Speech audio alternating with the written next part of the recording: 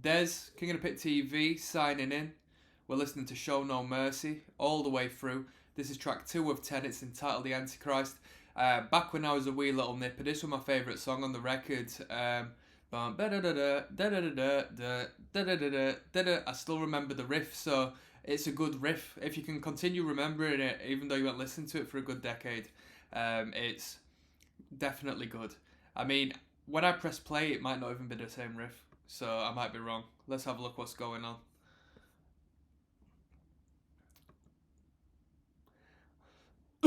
Charles Otto says this was the best sound Slayer had. Personally, I disagree. Let's have a look at the responses. Teddy says true. Lord Tachyon says no, Rain in Blood is far better. And Ado says actually I prefer Hell Awaits. You know what? Back in the day, I loved the sound of Hell Awaits. I'm looking forward to getting onto that record. I mean, Seasons in the Abyss and South of Heaven, they had quite polished productions from what I remember. Of course, you know, we know about Rain in Blood, or if you don't know about Rain in Blood, Rain in Blood's a good sounding record. It's a very quality sounding record. But Hell Awaits had an atmosphere to it. The production value on it was very grey and just very, very dry, I would say. I liked it a lot. Looking forward to getting onto that record.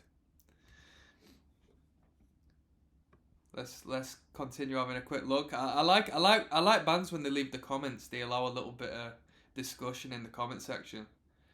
Rod says you can really hear the punk influence on this one. So Jeff Hanneman was proper into he was into punk rock, wasn't he? I didn't pay much attention to their cover songs back in the day, but I think they did a few punk tunes. I know he had a Dead Kennedys sticker on his guitar and that. SS says I hear more Diano era Maiden, to be honest. This is the Antichrist, let's go.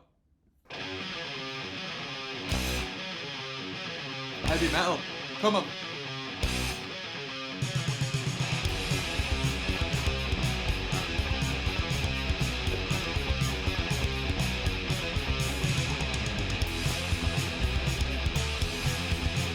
The production value is really good. And as far as the punk goes, I think he must be referring to that drum pattern. Because that's pretty punk, innit? That kick pattern.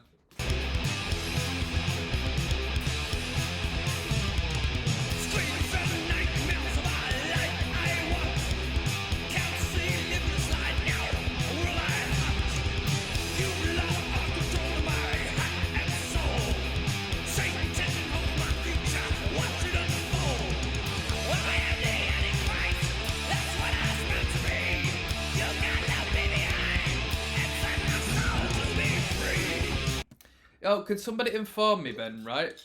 Because I didn't care, to be honest, back in the day. And I think I care less nowadays, but just because we like to discuss music here. The religious aspect of Slayer. Members of the band. What's his name? Who fronts the band? What's his name? Tom Araya. Was he Christian? Was he Jewish? He had... There was... People used to refer him being a spiritual man. Following a religion. But was it true? I don't know. Let me know. Because if it was, isn't it crazy? Like the lyrical content and the theme of the band. Not many bands do the devil like Slayer, man.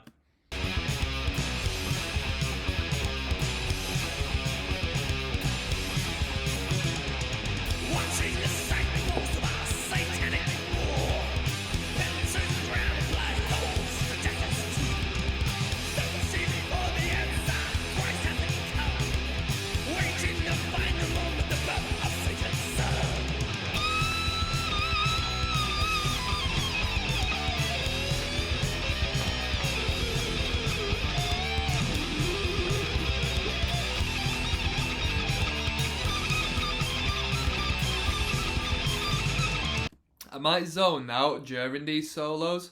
I forgot how many guitar solos there were. There's been about 4 guitar solos so far in like midway through the second tune. I'm not a guitar solo head, people. I used to be, but not in this day. Not in this day. Unless it's a BB King blues solo, then I'll allow it for a bit.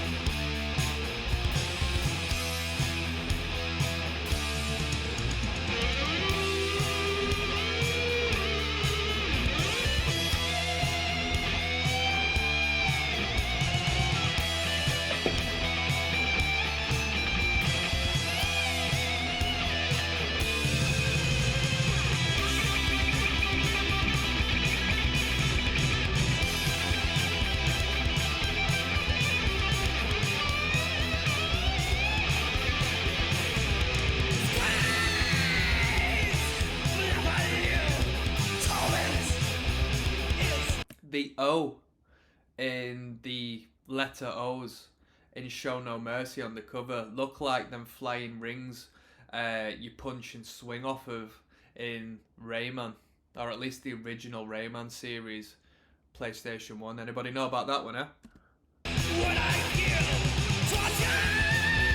Come on.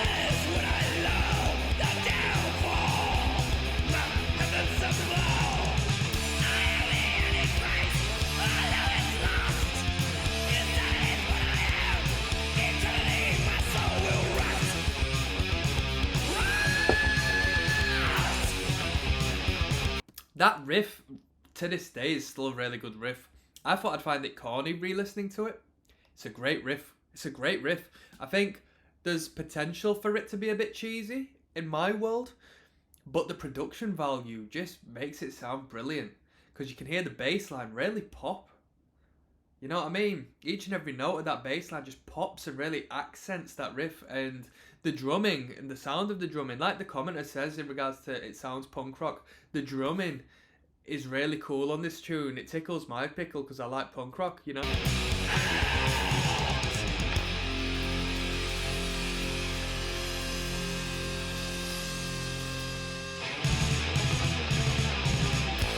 That was the Antichrist. That was a good tune, right? Good tune. 2 minutes 49. I can't complain at that scale. We got 3 minute 37, Die by the Sword, track 3 coming up next, alright?